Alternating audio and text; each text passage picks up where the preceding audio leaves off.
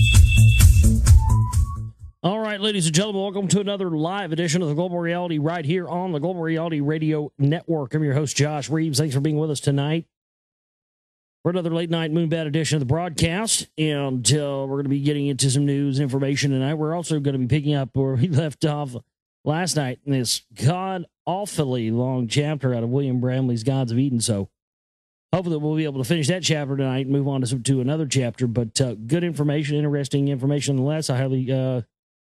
I suggest that you check out last night's show. If you did not check that one out, be sure to go back and listen to that one at a later date if you get time listed on the weekend or something. But that show had some important info in it last night, so I definitely suggest you listen to that one if you hadn't already heard it. Thanks so much for being with us tonight.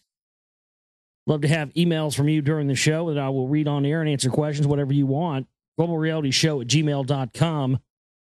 That's globalrealityshow@gmail.com. globalrealityshow@gmail.com. You can send in your emails there tonight. I think I've got a few emails I'm going to address here on the show tonight, and we'd love to have yours in the stack as well. My website where this broadcast originates from, www.theglobalreality.com. That's www.theglobalreality.com.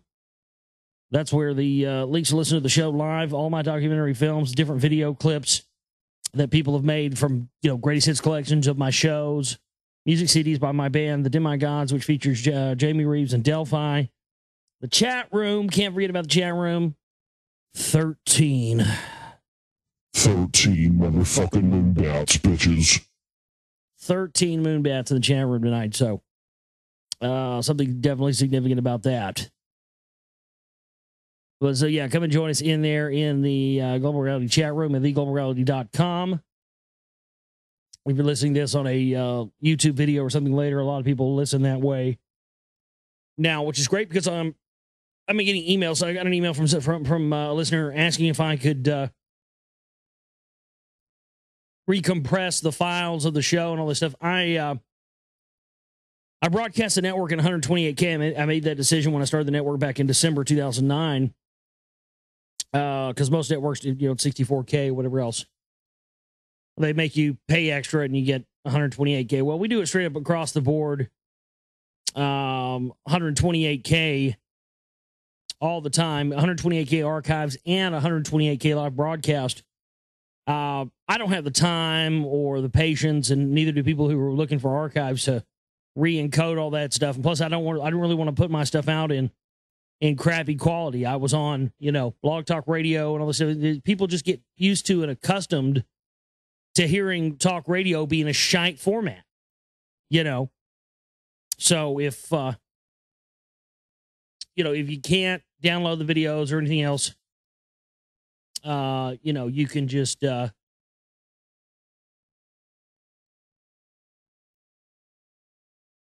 you can just, oh, that was weird. I went to check an email, and I thought it was something important. It ended up being a, that's strange.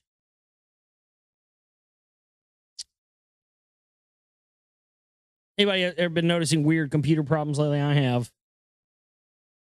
Weird. So Skype won't even work on my computer anymore. It just won't work on my computer anymore. I don't know what's going on with that. So that means I'm not going to be able to go on anybody else's show or be a guest on anybody else's show that uses Skype or anything like that now, because Skype will not work on my main computer. I don't know what's going on with this thing. I've wiped the operating system on this thing. I mean, it's going on, 4 years old now, I guess. Still kicking away, though. It's like a first generation quad core with like 8 gigs of RAM. It's still kicking. You use it till it just dies, I suppose. Yeah, also there at the website, theglobalreality.com, we have the chip and banner and the donate button. That supports our work. We don't have commercials here on this network. We don't have advertisements, sponsors. I could probably rake in a whole hell of a lot more cash if I started selling. In fact, I got contacted by a company, personally contacted by a company the other day wanting to sell ads on my website. Offered to pay me all kinds of bucks. Because I guess apparently my website gets, a substantial amount of hits, at least to the point where somebody believes there's advertising money to be made off of it, which I think is interesting. That's never happened before. So that's definitely a sign. So that's another reason why we need your support now more than ever. And our listener ratio goes up, but the amount of donations and support that we get in is not equal to that. So that makes it tough oftentimes. And it's been tough over the past, several weeks for me, and it is still tough. I've talked, I know I've talked about it some up here on the show, but it's definitely a lot more, it's a lot more difficult than you can even describe to someone, You think you can't get, it's only really been 2 weeks it's been a little over 2 weeks. It was 2 weeks Saturday since my father passed away. Boy, I tell you what, that 2 weeks, it just seems like just a whirlwind. It just seems like, everything happened really fast, It was like boom, boom, boom, It was like he was fine. He was normal. Next thing I know, he's in the hospital, but I'm talking to him. Next thing I know, the next day, he's not responsive and not there anymore and just writhing in pain. It was just an odd thing. A couple of weeks passes, he dies. Next thing I know, I hear about it. Next thing I know, I'm going to make arrangements. Next thing I know, we're putting him in the ground, and it just seems like, okay, that's it. Let's move on. It's just not as easy as that. So, you got to understand that for me. That's why, I'm trying to do my best here with the shows, and try to do my best to, continue on with this and do a good job for you. So that's why I just ask everybody to continue to support us winning if you can, just because I just, I just could use not to have any worries right now. You know what I mean? Financial worries, or have to worry about, paying the bills or having food or so. It's just, I can deal with all that stuff most of the time, but just right now, I just don't need that. It's just, I just really don't.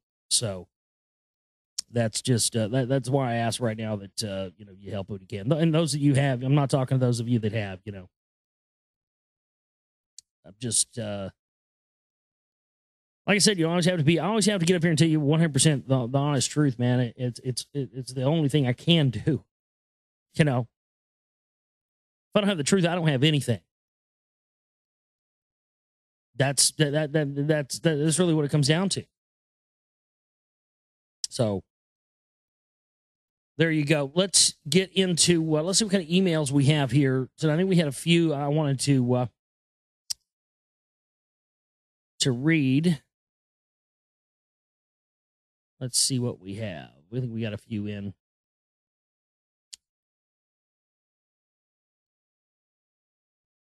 It says, hey, Josh, good job getting on your feet. You sound great.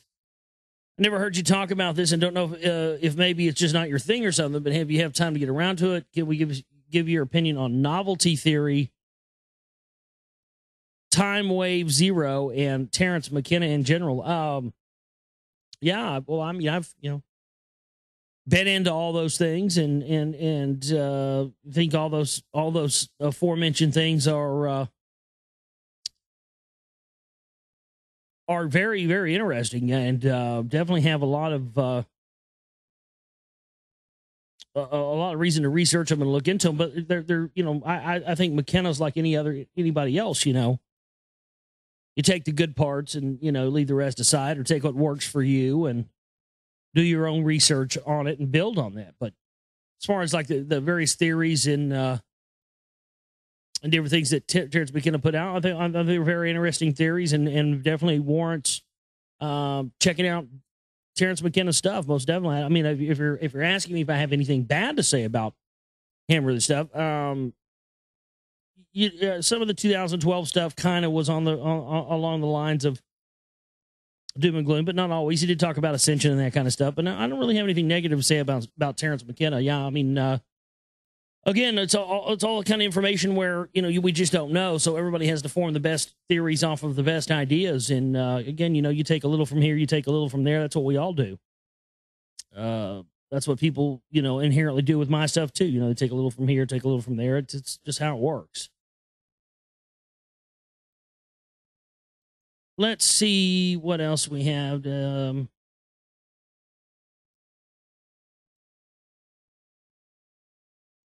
guess the rest are just links. No, I guess that's all the emails we have so far right now. But again, send them in globalrealityshow@gmail.com. It's globalrealityshow@gmail.com.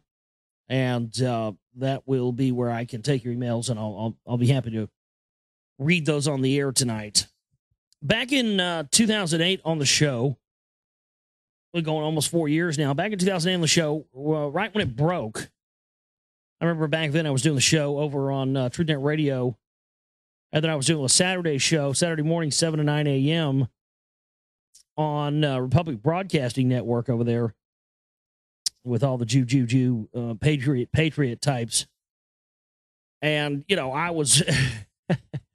that was just raw and completely uncalled for that they ever gave me a fucking show over there. It was great. And I milked the shit out of it for 6 months and turned that show into a huge, huge listener base and really honed my skills for radio doing it. But man, it was raw. I was getting over there talking about, those motherfuckers that say Jew all the time, and they won't ever cover the Vatican stuff, and you look at where their connections are. They won't talk about the CMP. Well, some of them are on this network, and they were like, "Oh, really? Huh. We're not going to have your show on here anymore." Well, we had back in 2008, we'd covered this story about InfraGard. You guys remember that? InfraGard, INFRAGARD, and allegedly what this was this idea that certain people could be deputized in times of emergency if they were a member of this group, and they'd have inside information that even, certain people in governments wouldn't have. For instance, right around the time of 9/11, there was a report that there was going to be an attack on the Golden Gate Bridge, which I still think is, they've hinted around about that in movies, haven't they? But allegedly they were going to, they said that, there was going to be a terrorist attack on the Golden Gate Bridge. And Mayor Gray Davis, at the time, his brother Jeff Davis was a member of this InfraGard group, and allegedly he had received the information pertaining to this possible terror attack on the Golden Gate Bridge in San Francisco before his own brother, Gray Davis, who was the goddamn mayor. So definitely an interesting group, but they're back in the news here.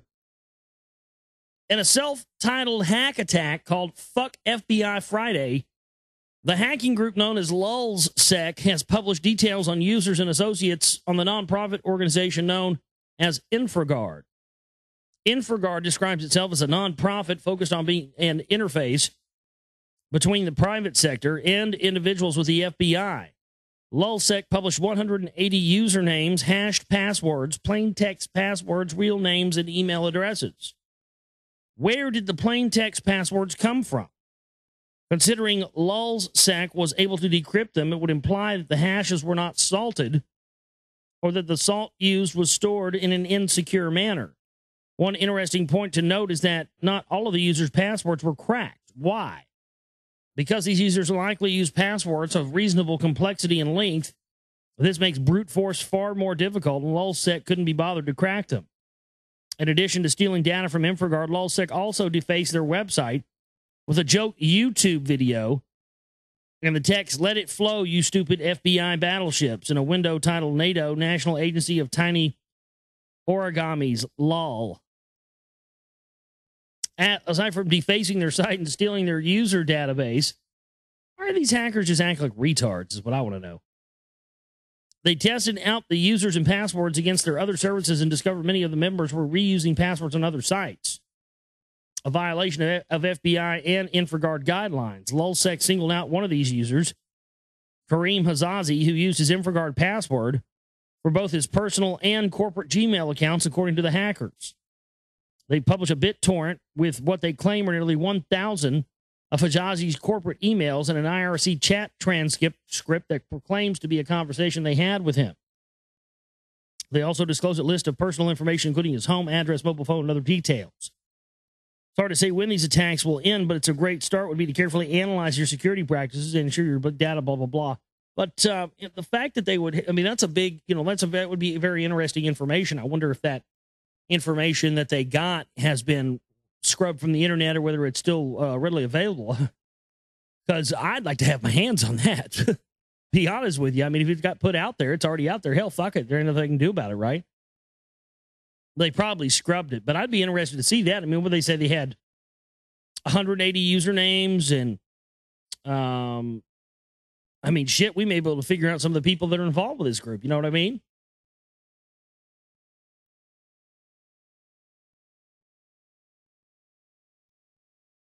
Let's see what else we have, tonight.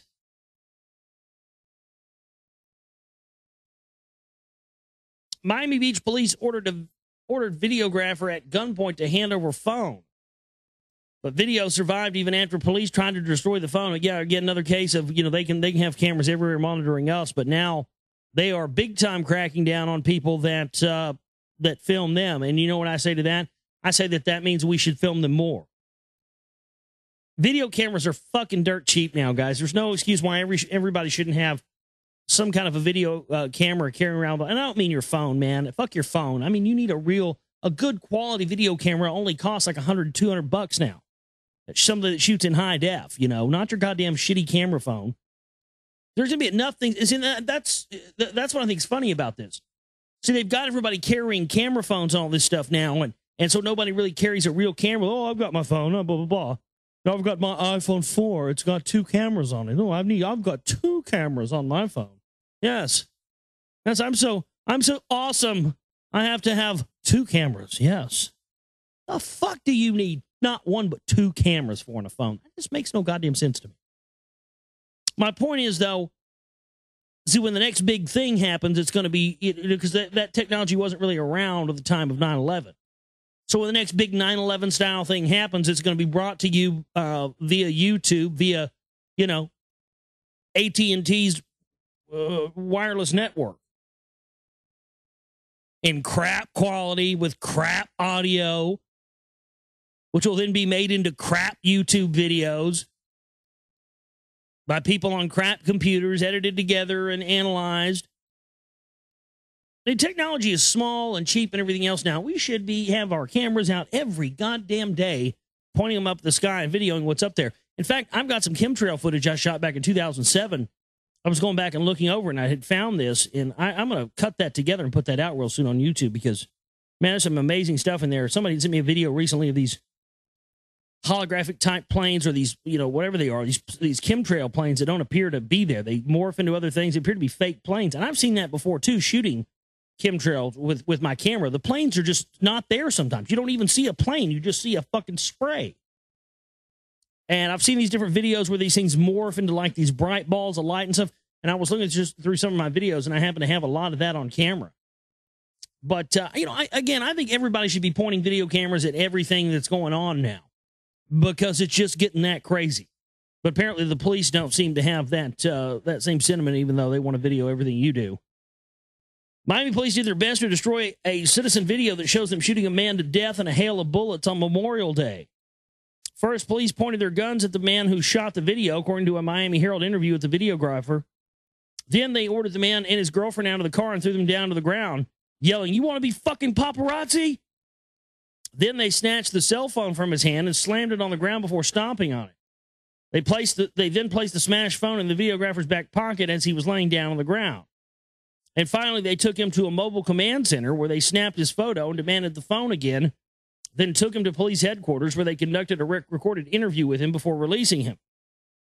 But what they didn't know was that Narcisse Benoit had removed the SIM card and hid it in his mouth, which means the video survived. Benoit showed the video to Miami Herald reporters on Thursday, who described it in their article. The 3-minute video captured on the HTC Evo phone begins as officers crowded around the east side of Facini's car with guns drawn. Roughly 15 seconds into the video, officers opened fire. Benoit filmed the incident from the sidewalk of the northeast corner of 13th Street and Collins Avenue, close enough to see some officers' faces and individual muzzle flashes. Shortly after the gunfire ends, an officer points at Benoit, and police can be heard yelling for him to turn off the camera. The voices are muffled at times. The 35-year-old car stereo technician drops his hand with the camera and hurries back to his Ford Expedition parked further east on 13th Street. The video shows Benoit get into his car, where his girlfriend Erica Davis sat in the driver's seat. He raises his camera at an officer seen appearing on the driver's side with his gun drawn, pointed at them. Oh, man, the cops, man, oh, my God. Well, you know what? Great job by this guy, actually making it out with a SIM card and being calm, cool, and collective. He knew what he had. Man, this is what we need. But this is the whole point of what I was making last night, though. You know, I mean, everything is now designed. They're trying to ramp stuff up. So that's why cops are acting out of control. Now they've been ordered to act out of control. They're trying to stir up the citizens. They're trying to get us to react. They're trying to goad us into a fight. And that's why I think it pains me to see that. And I know people personally, you know, who seem to be, they get all up in arms about this gun stuff, not realizing that because they've never read Sun Tzu's The Art of War, and don't understand that all of this, they always ramp up what the next, we'll go back to this article in just a second. I want to say this, though. They always ramp up what the next, they're coming for your guns, they're coming for your guns. They always ramp that up during when a Democrat is in office. And with good reason, but at the same time, a lot of people are freaking out, thinking they're about to start coming for the guns soon. And, I got to tell you, folks, that's exactly the reaction they want from us right now. You need to prepare, but not freak out, because that's exactly what they are trying to goad the citizens into rising up for armed conflict so they can crush us and take away all of our rights. And I know that there's a lot of people out there who see what's going on with these gun shows and see what's going on with the legislation and see what's going on with the Obama administration, and they want to jump and run and freak out. But I'm telling you, that's exactly what they want. This is their strategy. This is what they do. What's it say in Sun Tzu? That every war is won before it's ever fought. It's absolutely true, and that's what they're trying to do. That's why this stuff with the cops is being allowed to get out of control. It's so awesome. This guy was actually coherent enough to make sure he got all this on tape. Benoit has not posted it on YouTube because he's asking to be compensated, but it sounds as if he won't have much trouble getting compensated through a settlement with the police department. However, he first must post the video for the world to see. Benoit and his girlfriend also said police smashed several phones from other witnesses, so hopefully they were able to recover the videos as well.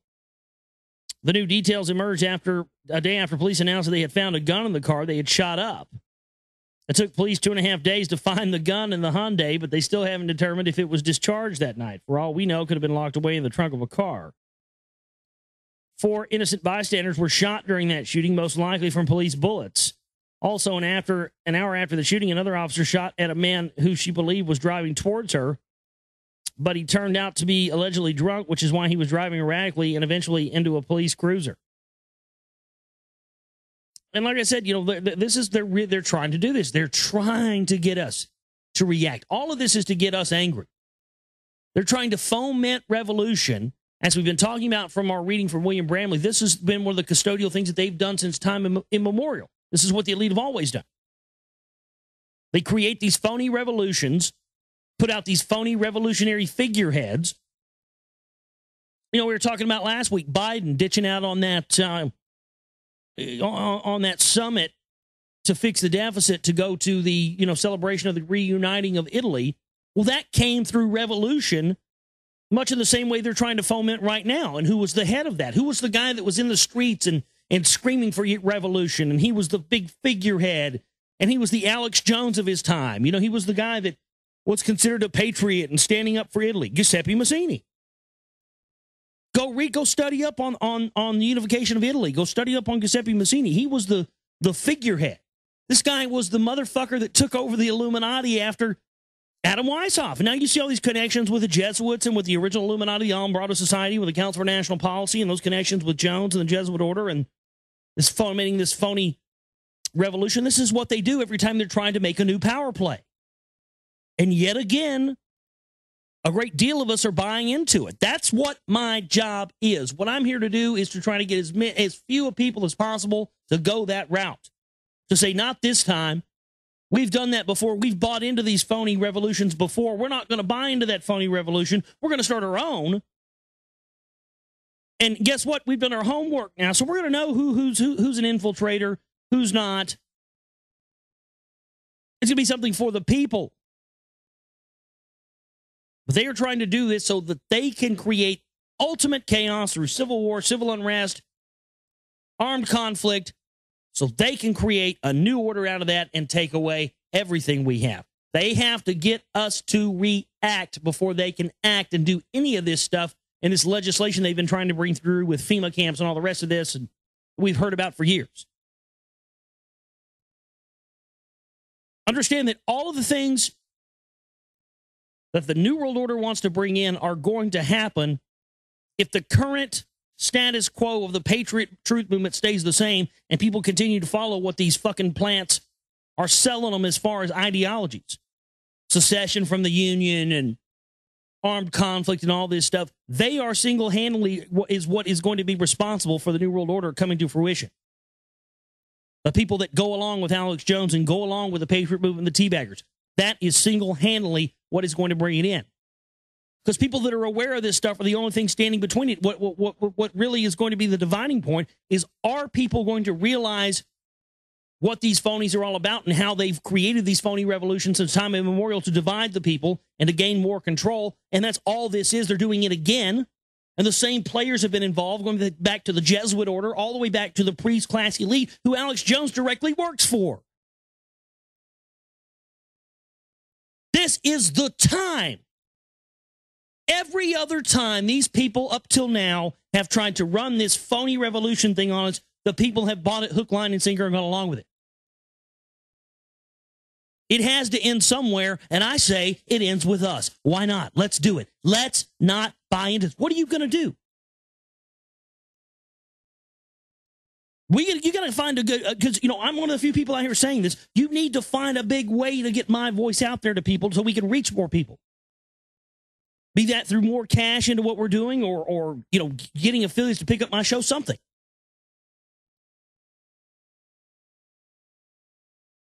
But we got to do something. We've got to make people understand and look at this historically and see how these phony revolutions, as Bramley talked about in the book that we've been reading,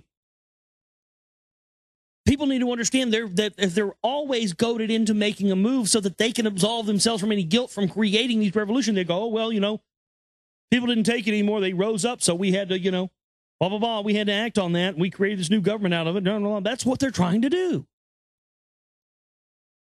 Poll finds Americans angry about pretty much everything. Yeah.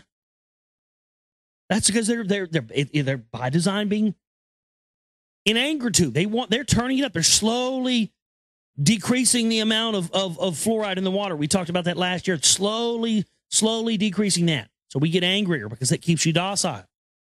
Slowly cranking up the electromagnetic waves and frequencies. more cell phone towers, more HARP waves, more chemtrails. It's a boiling pot waiting to explode, isn't it, folks?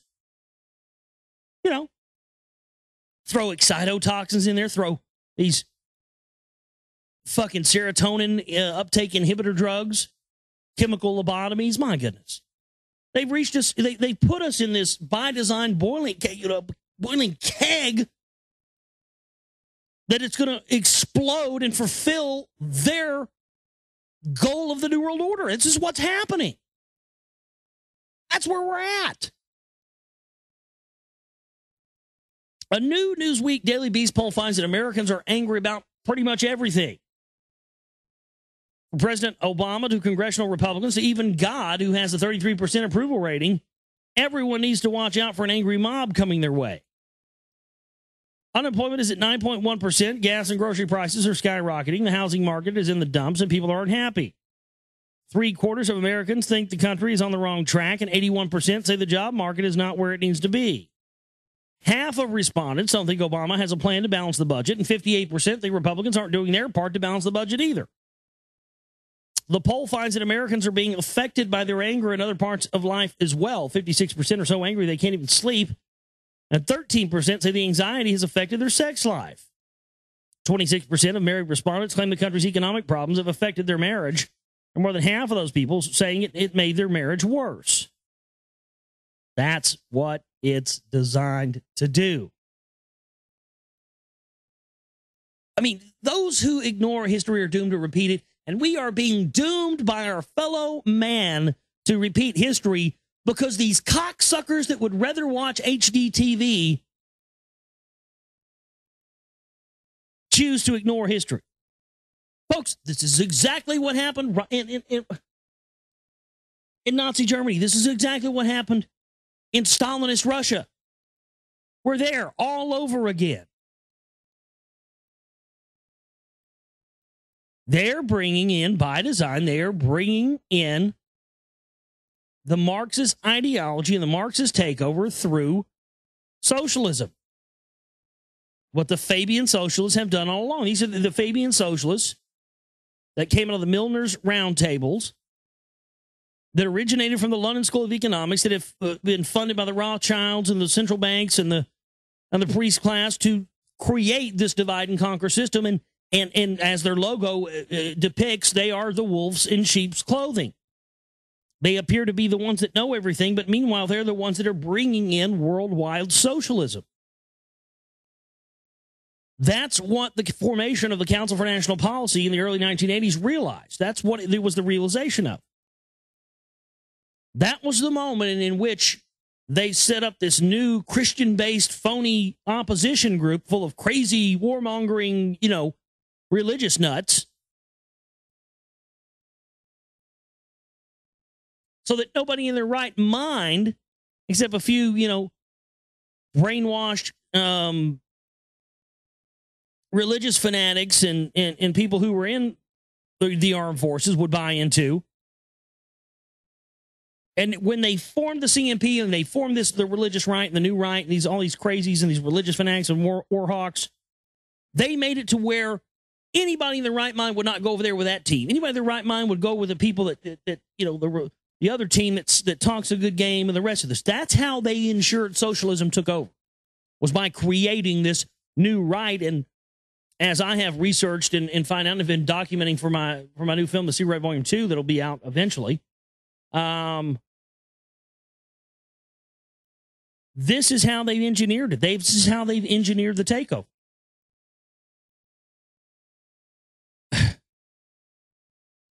It's just, it's unbelievable to see it. And the new right is the new version of that. Alex Jones and Glenn Beck and all these guys, they're the new version of what was created in the early 80s. So while these guys praise the Hunt brothers and act like, oh, they fought the central banks. Bullshit, they did. They were working in tandem with them. The Hunts bred horses with the Queen of England, for God's sakes. We're supposed to believe they're good patriots who fought the silver, with the silver market and all that stuff. Bullshit. Go sell that somewhere else. You just flat don't know the truth, and you just choose to not want to know the truth if you believe that. Let's see what else we have here tonight. This is, talk about horse shit. Oh my God. Listen to this bullshit. Talk about trying to twist history into something it's not. I can't believe somebody would have the audacity to put this in print. This is one of the most insulting articles I think I've ever seen in my life. The people who wrote this article assume that you and I are too stupid to know the difference between cross-pollination and genetically modifying an organism. No, I'm not kidding. They literally, in this article, assume that you and I are so fucking dumbed down and retarded that we don't know the difference between a crop that's created using cross-pollination, or, where you take different types of plants and you cross-pollinate them, make different versions of different plants and foods and stuff. They literally try to say that's the same thing as what Monsanto and all these companies do with genetically modified foods. Can you believe the balls? Well, I don't know why people have a problem with genetically modified foods. I mean, we now can scientifically prove that cavemen were growing their own genetically modified rice more than 10,000 years ago. I'm not kidding. They're really trying this, guys. Can you believe this? Caveman grew their own GM-modified rice more than 10,000 years ago. The audacity of this. It is seen by many as a modern-day practice and has people who are both for it and against it. But a study has revealed that even 10,000 years ago, cavemen were growing genetically modified rice. The research showed that the ancient humans selected different strains of rice, then mixed their genes to create an ideal version of the crop. This led to higher yields and better cultivation. That's not the same thing as taking jellyfish DNA or cockroach DNA and injecting it into a tomato so it lasts, longer or something. Not the same. So now they're trying to mix the two together. Well, the caveman did it, so we should be able to do it. Shut up. Eat your GMO food and keep your mouth shut, slave. The discovery was made after an analysis of the genomes of wild rice along two subspecies with different histories. This showed that the lengths of stems were shortened by variants in a gene called SD1. Again, this whole thing is, it's just unbelievable. It's nothing but a fucking propaganda piece trying to sell people on the idea that GMO plants are exactly like what the cavemen did. I mean, I just cannot believe that. We're going to get that up on the website. The audacity of this shit. Goodness. We're going to take a break, come back, and finish up with some news, and then get into Bramley tonight. Love to hear from you. Global Reality Show at gmail.com. That's Global Reality Show. All right, back here with you on the Global Reality right here on the Global Reality Radio Network. I'm your host, Josh Reeves. Thanks for being with us tonight for another late night Moonbat edition of the broadcast. Glad you're staying up with us out there, and glad you guys are hanging out and listening to the show. We've got a few more news items we're going to get into tonight, and then we're going to move on to our continuing reading from William Bramley's The Gods of Eden tonight. And boy, it's just a big chapter we left off. Been going through this chapter for a few days. It's just hundreds. It just seems like it has tons of pages. So we're getting more into that. I had mentioned, in the last segment, this idea that everything seems to be, and we've been seeing this pattern over the past couple of years. Everything's just more and more ramping up to get people angry and enraged and wanting to do something. And I saw this news article, the title of this news article, and I just wondered, not that I think that that I don't think this is wrong, the act I'm about to describe in this news article. It was just the seeing the name of the article on the list of articles in the news sites. It just struck me as this is the kind of article that can only have a response from someone that is going to be negative, and it just seemed like it was a type of article because it's like, is that really news? And I just saw this, the title of this article is that really news? Duckling shot with a blow dart. That's news. Front page of the Drudge Report. That's news. Duckling shot with a blow dart. Oh, my God. Nuclear reactors melting down. Massive oil spills, earthquakes, floods, tsunamis. Fake terrorist attacks, aliens, all this crap. And, oh, my God, a duckling was shot with a blow dart today. And the duckling lived. Oh, heaven forbid that. He actually lived. It just seemed to me, seeing that article and seeing duckling shot with a blow dart, I was like, are they really resorting to that? Oh, my God. I can't believe that they're shooting ducklings with blow darts now. That's the final straw. Get my gun, Ma. It's just an odd thing. So I just fail to see the newsworthiness of duckling shot with a blow dart. But it tugs at the heartstrings. But the duckling lived, and the duckling is going to be okay. And here's a picture of the duckling for you in the chat room. World in crisis, economics going crazy, depression, war, famine, duckling shot with blow dart. That's the final straw. I will tolerate no more duckling shot with blow darts on my watch. Oh, God, it's just too much.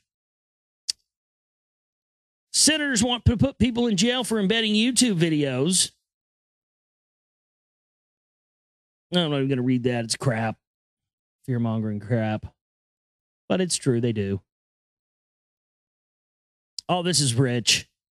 Real-life mercenaries to star in Blackwater, the video game. Well, you knew they'd have to do it eventually, right? Because everybody wants to cruise around in the Templar 1 Humvee in a virtual video game, right? Blackwater Worldwide, the real-life mercenary team linked to the killing of civilians and non-combatants in Iraq during the U.S. operations there, will be the subject of a Kinect-supported video game coming to the Xbox 360 later this year. Published by 505 Games entitled simply Blackwater, the game is being produced in consultation with the private security contractor's founder, the former Navy SEAL Eric Prince, the Prince of Darkness, as we refer to him here on the broadcast. A news release has called it an intense cinematic shooter experience set in a fictional North African town, how fitting, in which players as Blackwater operatives battle two warlords factions to protect the city. This game and its immersive Kinect-based approach will give players the chance to experience what it is like to be on a Blackwater team on a mission without being dropped into a real combat situation. Right. Well, that, and they'll get more people to want to join Z, as it's now called, Blackwater, and sign up and go do it for real. Hell, go kill some Hodges or some damn blackies, darkies. Look, go kill them. Yeah. I did it in the video game. I'm ready to go do it for real. That's right. Suck Satan's cock. In a statement issued by 505, the game was developed in conjunction with former Blackwater members to ensure accuracy of moves, gestures, and gameplay. The 505 release said that the game also features a selection of officially licensed weapons for your soldier to choose from. Officially licensed weapons. Well, isn't that nice? You'll actually get to use the actual Blackwater MP5s and Blackwater guns that are the hot sellers at all the gun shows, I hear. Blackwater, renamed to Z Services LLC, was contracted by the U.S. government to provide training and diplomatic security, most notably in the Middle East, for much of the last decade. Its presence alongside U.S. diplomatic and military personnel came under scrutiny after several incidents resulting in the deaths of either civilians or Blackwater employees themselves. Its involvement in Iraq became enough of a controversy that the company renamed itself to Z in the aftermath. Its employees were involved in shootings later found to be unjustified, including one in which 17 Iraqis were slain, prompting the government there to revoke Blackwater's license to operate in the country. Blah, blah, blah. You know all this. But anyway, yeah, the Blackwater game. 505 Games is no stranger to controversy. It is publishing Supremacy MMA, a fighter sport hybrid whose stylized violence and gritty underground presentation of mixed martial arts has drawn some criticism from some, saying it presents the sport in a poor light. these guys are, they're capitalists. I mean, the same people that make the movies and make the TV shows, make the video games, and they want to make whatever is going to drive recruitment up and whatever is going to sell. And especially if they think it's close to, this is as close to killing Hajis as you can get without actually killing Hajis. That's probably what they'll market this as. This is as close as to killing Arabs as you're ever going to get.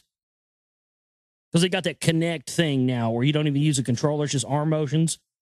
Yeah, so you'll be choking out, guys with turbans on and shit, so you can make you feel like you're really doing it, so you can get ready to go over there and do it for the Lord. For the Lord. Good Lord! That's right. Pastor, he is about ready to play him some of that game himself. Because I think that anything that could train you for how to kill the enemy of the Jews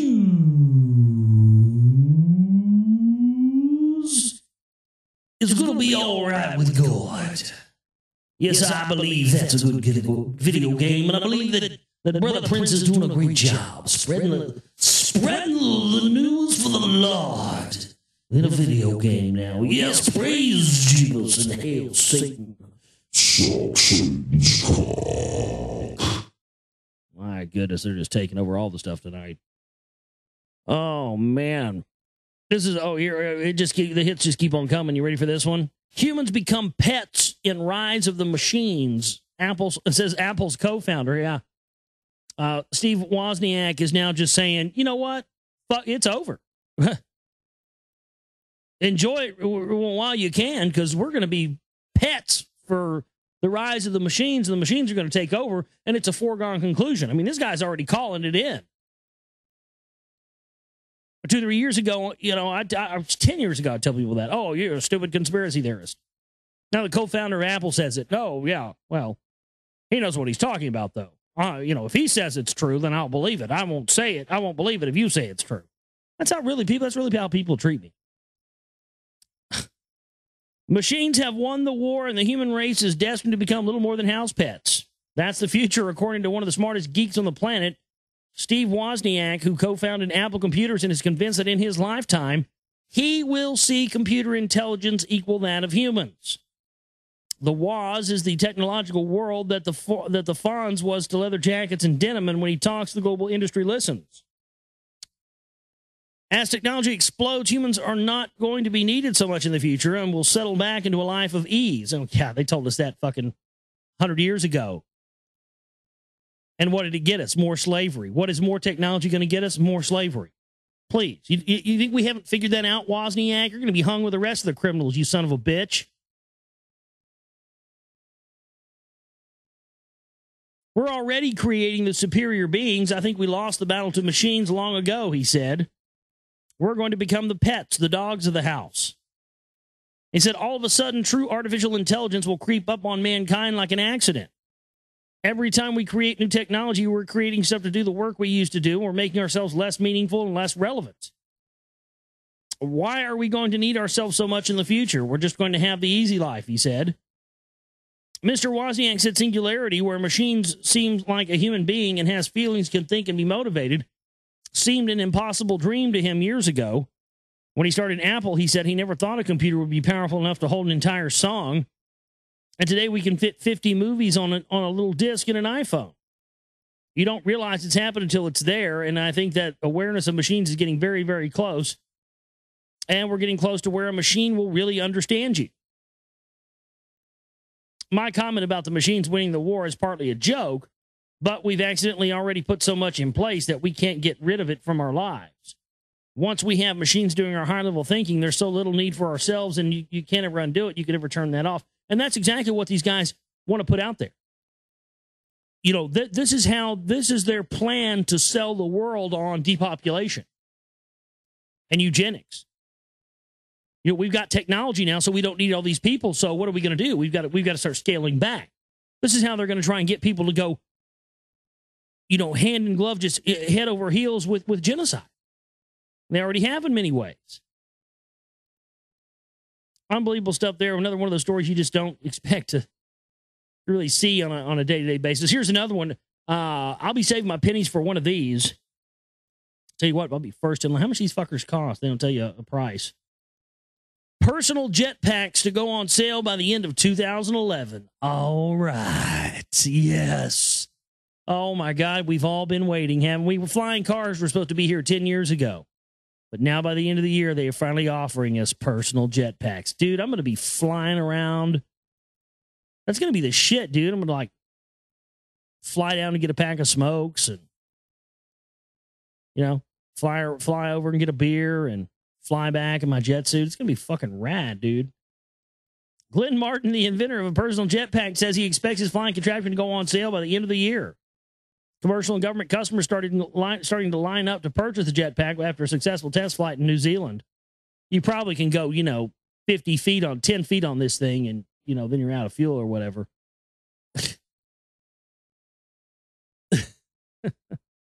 I don't know. Unless it runs on garbage like the Back to the Future car did. Anyway, I'm done with the news. Let's get on in here and continue where we left off last night from William Bramley's The Gods of Eden, this long chapter we've been reading for a while now. During the second half of the 1970s, revelations of American military and CIA germ warfare experiments emerged in the public press. Surprisingly, many of those experiments were conducted in U.S. cities and were directed against U.S. citizens. In the 1950s, for example, a germ fog had been sprayed by a Navy ship at San Francisco, according to the Los Angeles Times. In an experiment designed to determine both attack and defense capabilities of biological weapons, a Navy ship blanketed San Francisco and its neighboring communities with a bacteria-laden fog for 6 days in 1950, according to U.S. military records. The records contain the conclusion that nearly every one of San Francisco's 800,000 residents was exposed to the cloud released by a Navy ship steaming up and drawn just outside the Golden Gate. The aerosol substance released by the ship contained a bacteria known as Serratia, which was believed to be harmless by the military at the time, but which has been found since to cause a type of pneumonia that can be fatal, which sounds like the same similar stuff they're putting in the chemtrails, People have died from these mysterious respiratory illnesses that the doctors claim they don't know, they know nothing about, they've never seen. Yeah, right. Fucking doctors know damn well what it is. And they're complicit in keeping their goddamn mouth shut so they can keep their fucking gravy train open. I'm sorry, after the shit I've been through, I got no love or candy for doctors. You motherfuckers. And if we have any doctors, obviously we don't have any doctors in our audience because, well, if we do, they ain't giving us any of their fucking dirty blood money for donations. That's for goddamn sure. But you motherfuckers, just fuck you.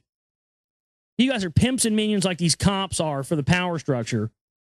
And, people going with these upper respiratory infections and stuff from chemtrails, obviously. And they're saying, oh, we don't know what this is. We've never seen this before. And the next thing you know, your daughter's dead.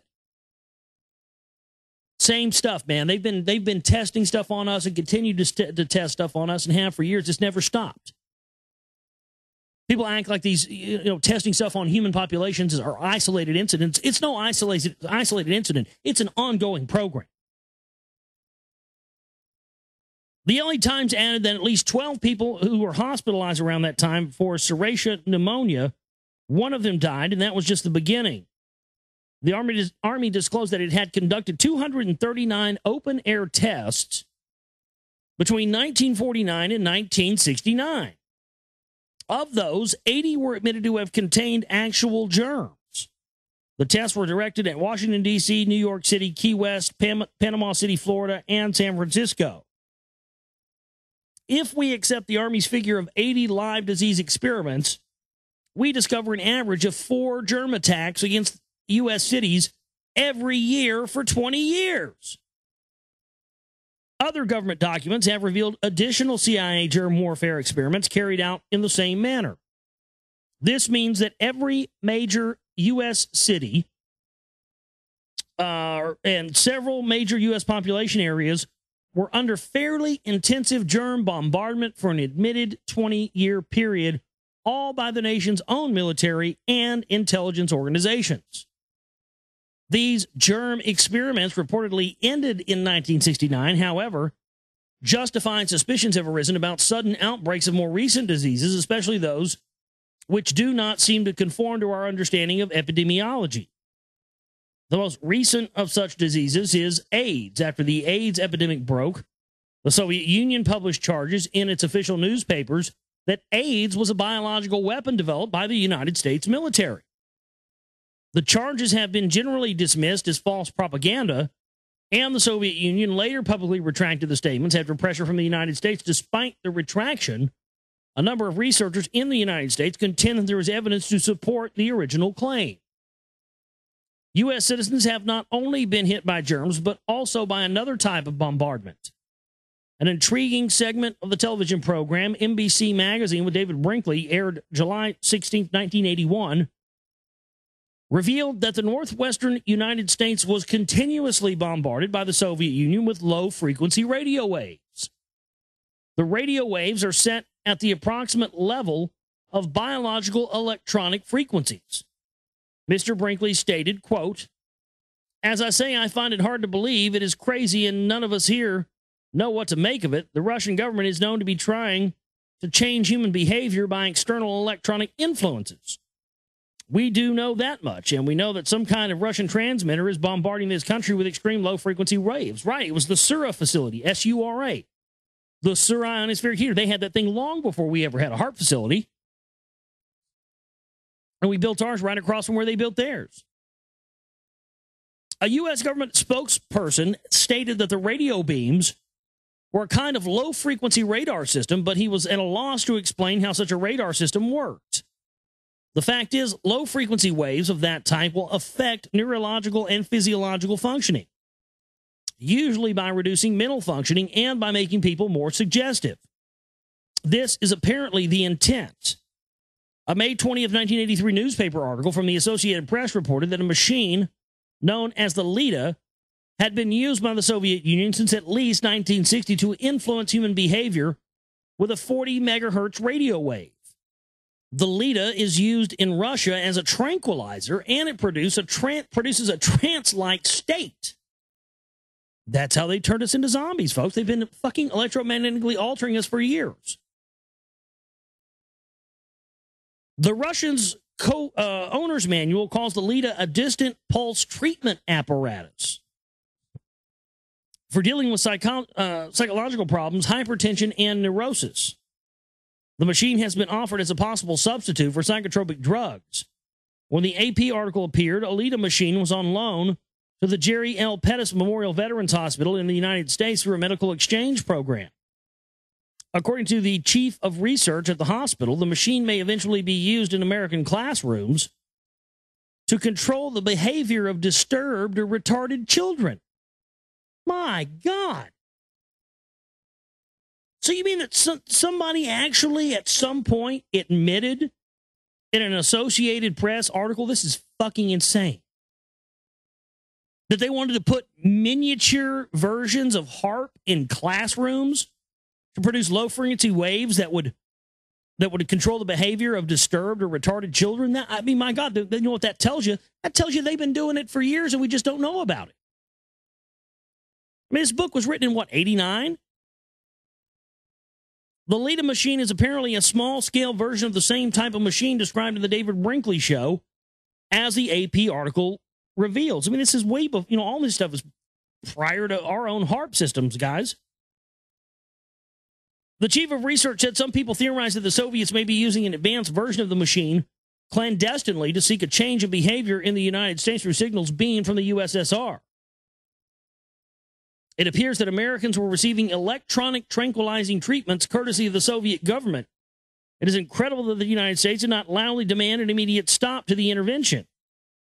Ironically, but not surprisingly, America appeared to have become more militant during the treatments. Anti-Soviet sentiment increased, and so did the military buildup.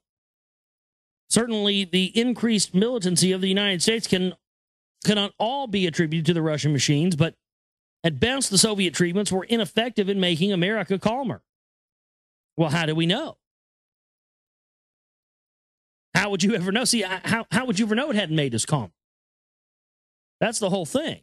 We just don't know. We don't know that we wouldn't have already degenerated into and torn ourselves apart had they not been putting this stuff on us with as crazy as they're making us with all these drugs and the food and everything. society, culture. It's all designed to make us go fucking nuts. In actual fact, electronic tranquilizers appear to be deep irritants, which will ultimately contribute to heightened aggression. The Russians and anyone else still operating such devices would do well to shut them off and keep them off. Well, they've been fucking running even more than they were then, Bubba. As the evidence has shown, major military and intelligence organizations have taken over doing to human populations precisely what UFOs and some quote-unquote ascended masters reportedly did earlier. They have spread dangerous germs and have bombarded human populations with behavior-altering electronic radiation. When we consider these facts, it might be significant that the military and intelligence organizations, at least in the United States, were foremost in debunking UFOs for many years. The first known official American government investigation into the UFO phenomenon was begun on January 22nd, 1948, by the U.S. Air Force. The investigation was known as Project Sign. The startling conclusion of Project Sign, as announced in the estimate of the situation, was that UFOs were craft from another world. This conclusion was immediately rejected by the Chief of Staff, General Hoy S. Vandenberg, who dismissed the evidence as insufficient. A new study group called Project Grudge was subsequently launched on February 11th, 1949. The purpose of Grudge was to investigate the UFO phenomenon from the basic premise that extraterrestrial aircraft could not exist. Project Grudge pursued its work for several years and was eventually upgraded to the famous Project Blue Book. In 1952, a year in which there was a dramatic increase in UFO reports, Project Blue Book concluded, not surprisingly considering the basic premise upon which its predecessor, Project Grudge, was founded, that UFOs were all explainable natural phenomena. In the year after Project Blue Book was established, the CIA centered the UFO controversy with an investigation of its own. In 1953, the CIA established a panel of eminent scientists known as the Robertson Panel. The CIA panel quickly rubber-stamped the official view that UFOs did not represent an extraterrestrial race. The panel added that UFOs were not a direct physical threat to national security and were therefore of no interest. The panel did state, however, that reporting UFOs could be a threat to national security. The panel wrote the following words to suggest that suppressing UFO reports was desirable in the national interest. Continued emphasis on the reporting of these phenomena in these perilous and dangerous times result in a threat to the orderly functioning of the protective organs of the body politic. A threat to the orderly functioning of the protective organs of the body politic? What does that mean?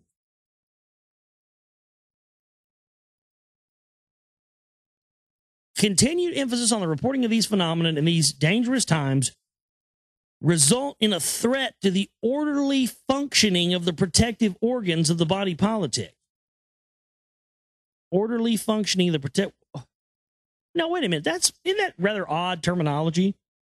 Let's break it down here. Orderly functioning, which means something functioning in an orderly fashion. Something operating, a straight line of, students line up in a line and, pledge allegiance to the flag. That's orderly. So what is the protective organ of the body politic? Orderly functioning of the protective organ of the body politic. So basically, any admission of UFOs would bring down any and all governments. That's essentially what they're saying there. As a result, the CIA and FBI investigated many people who reported UFOs.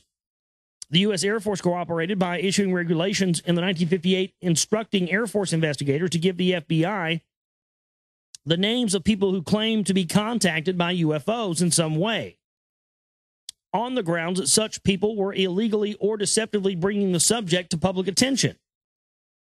Although these regulations have been eased and the FBI reportedly no longer investigates UFO cases, there existed back in the 1950s and early 60s a definite intention within the American government to inhibit public reporting and discussion of the UFO phenomenon.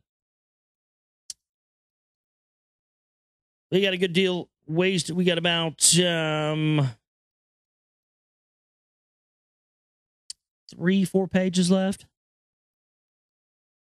So let's take another break here, and we'll come back and we'll finish up with this chapter tonight. Good stuff here. I'm glad that we're getting into it. All right, this is the Global Reality right here on the Global Reality Radio Network. Back here with you on the Global Reality right here on the Global Reality Radio Network. I'm your host, Josh Reeves. Thanks for being with us tonight, and we're going to continue on here reading from William Brimley's The Gods of Eden. So I'd like to pick right back up. We'll be able to get through this chapter, and I'd be finally done with this huge, long chapter, but a lot of good info. So let's continue on here. Today, the U.S. government is publicly out of the UFO business. Most of the debunking torch has been passed to a private group called the Committee for the Scientific Investigation of the Claims of the Paranormal, or PSYCOP. That's an interesting name, PSYCOP. Sounds like PSYOP to me. PSYCOP boasts an impressive roster of scientific and technical consultants, many of whom hold professorships at prestigious universities. PSYCOP has inspired the creation of local branches, usually known as skeptical societies. PSYCOP publishes a quarterly journal called the Skeptical Inquirer. Yeah, isn't that like what Penn and Teller and who else? Like James Randi and all that. So that's what all those guys are into. You should have known that stuff was coming from the top down. Hey, I mean, you know. A basic premise upon which the PSYCOP operates is that UFOs are not proven to be extraterrestrial craft. Well, that's actually absolutely true. We don't know that they're coming from outer space, but they very well could be coming from inside of the Earth. You know, so that's it's true to a certain degree. PSYCOP also debunks all other phenomena that it considers phony or pseudoscientific, such as clairvoyance, spiritualism, Bigfoot, the abominable snowman, the Loch Ness monster, and all spiritual phenomenon. It brands any effort to seriously study UFOs or spiritual phenomenon as pseudoscience, a term it bandies around freely. PSYCOP naturally practices only real science. Many PSYCOP and local skeptic members are quite energetic, and some of them appear regularly on radio and television TV shows. The influence of PSYCOP today is quite strong. In addition to its presence in universities through PSYCOP-affiliated faculty, PSYCOP has exerted its influence in the media. Celebrity astronomer Carl Sagan, for example, is listed as a fellow of PSYCOP. Other fellows have included Bernard Dixon, European editor of Omni magazine, Paul Edwards, editor of the Encyclopedia of Philosophy, Leon Giroff, managing editor of the Discover magazine, Philip Klass, senior avionics editor for Aviation Week and Space Technology magazine, and the late B.F. Skinner, author and famous behaviorist who did so much to promote the stimulus response model of human behavior in our own generation. PSYCOP has gained a following primarily because the organization successfully promotes an image of objectivity. In PSYCOP's statement of purpose, for example, we read the following words. The Committee for the Scientific Investigation of Claims of the Paranormal attempts to encourage the critical investigation of paranormal and fringe science claims from a responsible scientific point of view and to disseminate factual information about the results of such an inquiries to the scientific community and the public. The committee is a nonprofit scientific and educational organization. The committee sounds like a wonderful organization. The world can greatly benefit from objective research into UFOs and paranormal claims. It is especially important for serious researchers to sort out the legitimate from the fraud, and that is not always easy to do. Sadly, PSYCOP does not provide the objectivity needed to accomplish that task. The result of a PSYCOP investigation has always been, to my knowledge, an utter debunking. This has puzzled those people who cannot understand how some evidence can possibly be rejected if it is looked at objectively. The solution to this puzzle comes by discovering who started PSYCOP and why. PSYCOP was founded in 1976 under the sponsorship of the American Humanist Association. The American Humanist Association is, of course, dedicated to advancing the philosophy of humanism. Humanism itself is difficult to define because it often means different things to different people. Essentially, humanism is a school of thought concerned with human interests and human values, as opposed to religious interests and values. It deals with questions of ethics and the existence from the perspective of human beings as physical entities on earth. Religious humanists will have spiritual and theological concerns, but will approach them from a human-centered focus as opposed to the God-centered or spirit-centered orientation of most religions. The best-known form of organized humanism in the United States today is called secular humanism. Secular humanism admits only the reality of physical existence and rejects spiritual and theological reality. It is a philosophy of strict materialism. Many secular humanists adhere to stimulus response models of human behavior. The founding and current chairman of PsyCop is Paul Kurtz, a Jew, professor of philosophy at the State University of New York at Buffalo. For many years, Mr. Kurtz had served as the editor of the Humanist magazine. He was one of the drafters of the Humanist Manifesto 2, Electric Boogaloo, and authored a book entitled In Defense of Secular Humanism. This book is interesting because it expresses some of the doctrines and goals of the organized secular humanist movement. Those doctrines and goals are significant in light of the role that Professor Kurtz and other secular humanists have played in the founding of PsyCop.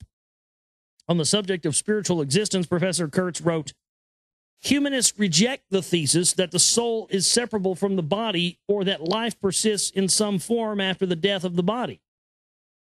According to the Humanist Manifesto 2, rather, science affirms that the human species is an emergence from natural evolutionary forces. As far as we know, the total personality is a function of the biological organism transacting in a social and cultural context. Such ideas are fine for those people who choose to believe them. The point I am making is this. Individuals and organizations which actively promote such ideas will find it difficult to be genuinely objective when they investigate evidence which flatly contradicts their established view. They have already declared what they believe and what they reject. Objectivity is even more difficult when those same people actively seek to spread their way of thinking as a social goal. According to the Humanist Manifesto 2, we affirm a set of common principles that can serve as a basis for united action, positive principles relevant to the present human condition.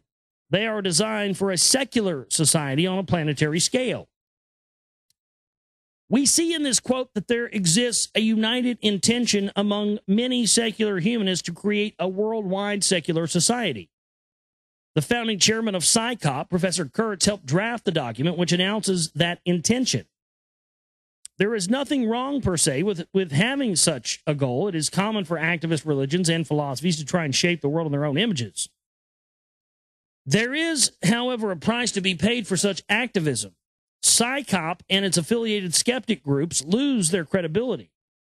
They have to be viewed as advocates for a certain point of view, not as disinterested investigators. They are prosecutors in the courts of inquiry, not the judges or juries. We see in groups like PsyCop a problem that has existed for centuries. Most ideological battles are fought by extremists. Secular humanists, for example, represent a materialist extreme, and they often do battle with modern Christian fundamentalists who represent the religious extreme. Both sides are extremist in what they hold in as views, which can only be kept alive by ignoring large bodies of evidence. Yeah, atheists, Christians, they're one and the same. And they have no idea that their ideologies were created by the same people. It's such a fucking joke. It's so funny to me when I see people get caught up in either one of those things. Oh, it's goddamn atheists. They don't believe in Christianity. They're just stupid. Oh, well, those dumb Christian brainwash people. You know, they think that there's anything out there or anything out past this life. No, that's all there is. You stupid assholes are controlled by the same people. And neither one of you are a threat to the power structure because you're both locked in your dogma. Both sides are extremists in that they hold views which can only be kept alive by ignoring large bodies of evidence. They make easy targets for one another because they both have so many flaws, yet people are encouraged to side with one or the other on the basis that because one side is so wrong, the other side pointing out those wrongs must be right. This can be dangerous logic to follow. It happens frequently that two people will passionately debate a fact, each certain that he or she is correct, but when they finally learn the truth, they discover that they were both wrong. Two lunatics can argue endlessly over which of them is the real Napoleon Bonaparte, but woe to the outsider who takes sides and swears allegiance to either one of them. As extremists fight, the truth often lies ignored in a completely different direction. That's what's happened with the whole, the whole paradigm, the idea of the truth movement. They create this idea, oh, we're the truth movement, we're the patriot movement, and anybody that argues with anything we say are the stupid, dumbed-down sheep, and they're the enemy. See, creating that opposition again. That's exactly what they do, not knowing that where the real truth lies is in the fact that, both of these sides are being programmed by the same group. And the same group is what controls this opposition that's telling people, oh, we're the truth, we're the truth. You're a sheep if you don't believe what we say. Despite the efforts of secular humanists and other of similar ideological inclination to negate religion and theology, religion continues to be a powerful force in human society. If all of the surviving truths from all of the long-established religions and mystical systems were to be brought together today, they would be insufficient to get a person over the formidable barriers which stand in the way of a full spiritual recovery. At best, those accumulated truths would only offer clues to assist in wholly new research. This is not to disparage the genuine rewards that a great many individuals will receive as a result of following various religious paths. Most theologies do have something of value to enrich a person's life. It is as true today as it has been throughout all of history that new religions come and go in great numbers. Very few of them survive very long, let alone become major religions. Despite this, new religions are attacked as frequently today as they were in the past. Modern attacks take the same form that they have for centuries. New religions are labeled mysterious evils that undermine everything good. The word cult is tossed around quite a bit today to label new religions, even though a great many of those religions are not cults in the true sense of the word. Properly used, cult refers to a subgroup of a larger religion, such as a Christian cult or a Muslim cult. Any completely new or autonomous religion is properly called a sect, or better yet, simply a new religion. The word cult has apparently become popular because of its phonetic qualities. It also fits well into newspaper headlines. The greatest danger from new religions is not that they represent anything especially new or different.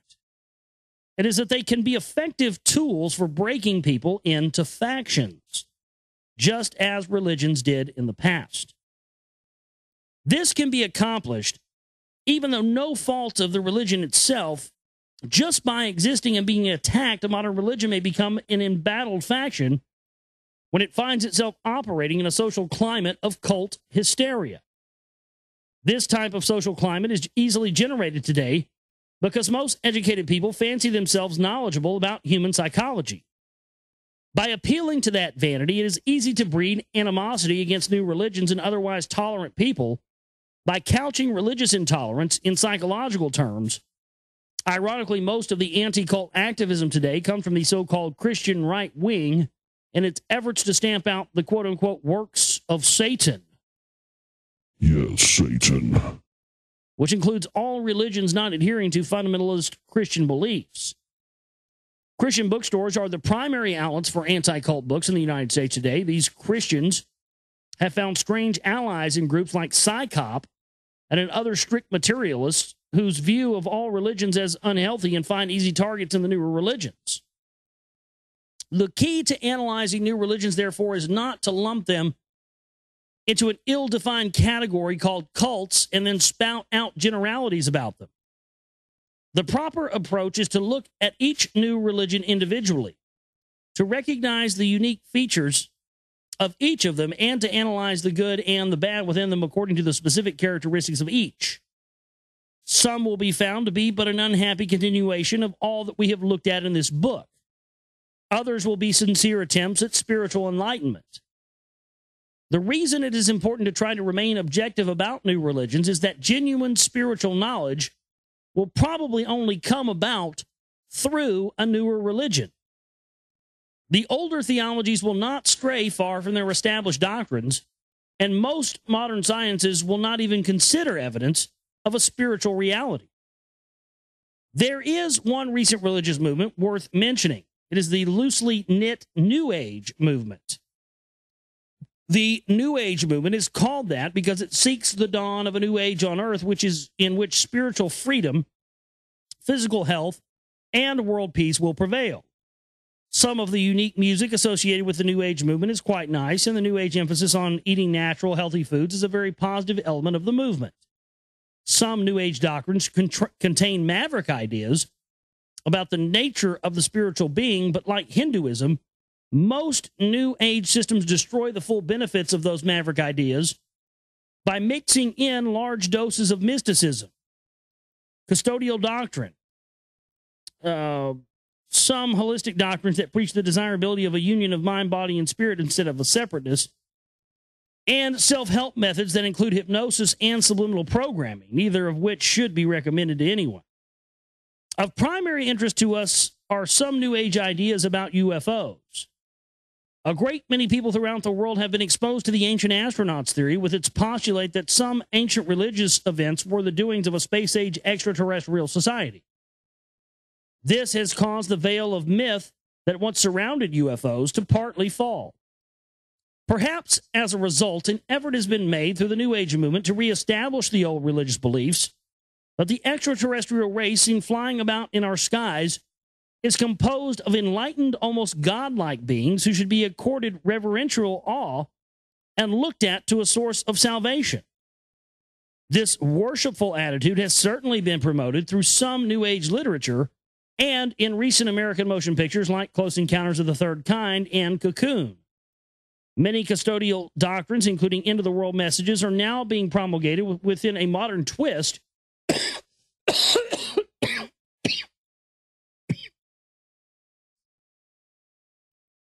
in the New Age movement by people who claim to be getting messages from UFOs.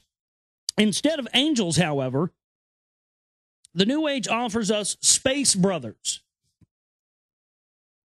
If history is any indication, our nearby space brothers appear to have little to offer us but oppression and genocide unless they can be convinced to change their ways. It seems that it is the human race that must teach the extraterrestrial race compassion and not vice versa.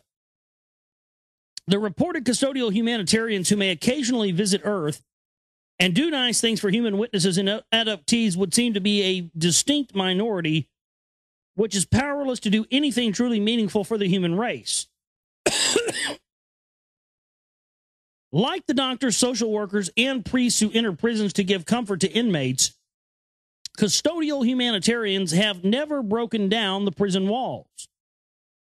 It would appear that only angels and space brothers available to you and your very down-to-earth neighbors.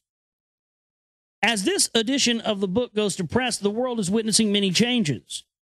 Some are extremely welcome, such as the dismantling of communism in many nations, the current efforts of the South African government to ease apartheid, and the increase of democratic elections around the world. These events show conditions can be improved, perhaps even enough to eventually bring an end to the human plight suggested by this book. Unfortunately, ethnic strife and the continuation of the inflatable paper money system is changing Europe are signs that something is still amiss. As the world passes through the 1990s, we appear to be in an era much like the one that existed 200 years ago, when Republican-style governments were established around the world, as back then factions within the Brotherhood roots are still active in breeding war and social ills today. Ballistic weapons are proliferating rapidly in Islamic and Third World nations, aided by China and Western countries. Meanwhile, Islamic radicalism continues to cause upheaval in the Middle East and everywhere else. And that's also been created by the Brotherhoods as well. I hope that Mr. Bramley's possibly figured that out by now. In 1990, a radical Islamic sect called the Muslim Brotherhood, they were an extension of the Brotherhood. Give me a break. Swept to victory in the municipal elections in the Jordanian cities of Zarqa and Acaba.